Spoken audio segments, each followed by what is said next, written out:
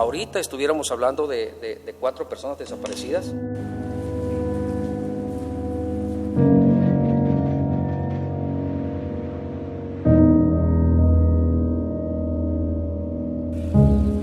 Fue localizada una persona del sexo femenino, la cual quedó atrapada o retenida en una varilla.